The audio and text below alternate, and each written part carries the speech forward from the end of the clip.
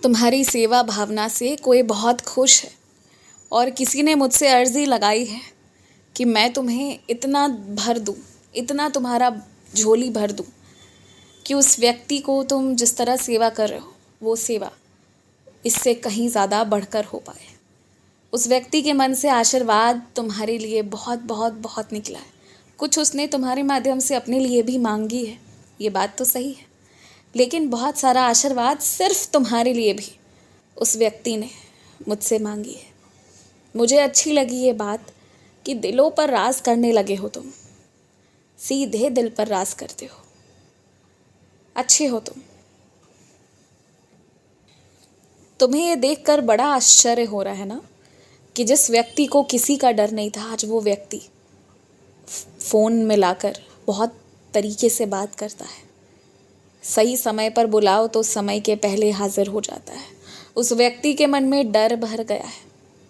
सही बात तो यही है कि उस व्यक्ति के मन में डर भर गया है। चाहे ना किसी व्यक्ति का परिवार कितना भी खराब क्यों ना हो, वो उससे सिर्फ मतलब ही क्यों ना रखना चाहता हो, मगर जब किसी अच्छे व्यक्ति को सताया जाता है और पूरे परिवार को उसका असर दिखने लगता है ना, तो फिर हर कोई यही चाहता है कि अच्छे व्यक्ति का दिल ना दुखाया जाए, कम से कम उसे उसके हाल पर छोड़ दिया जाए।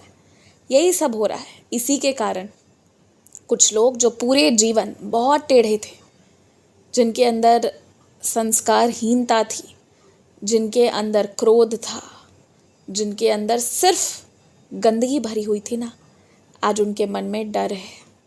और डर के साथ साथ आज उनके मन में मेरा सबसे ज़्यादा डर भरा हुआ है। और मेरे होने के कारण वो तुम्हारे साथ चाहते तो हैं, नीयत तो आज भी पूरी तरह से ठीक नहीं हुई है, मगर गलत करने की कोशिश नहीं करते हैं। तुम सुनते भी होगे उनके मुख से कि गुरुवार उनका बहुत ख़राब जा रहा है। ये क्यों हो रहा है? या बस वो समय है उन्हें समझाने के लिए कि अगर अभी वो ना समझेंगे ना, तो अब गुरुवार ही नहीं, पूरा का पूरा हफ्ता खराब हो जाएगा।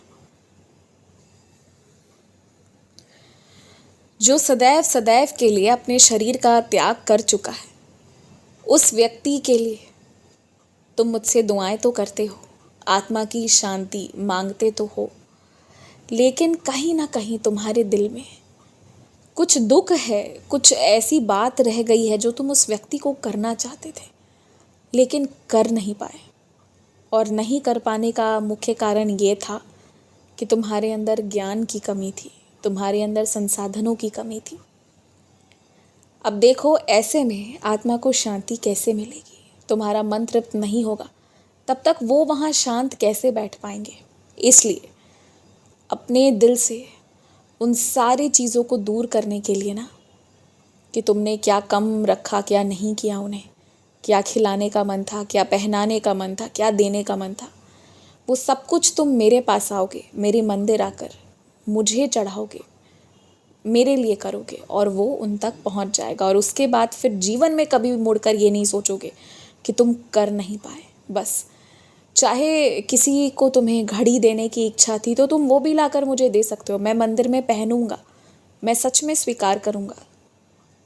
चाहे तुम्हें कोई विशेष प्रकार का कपड़ा पहनाना था, माला पहनाना था, कुछ भी था, तुम वो मेरे लिए लेकर आओगे।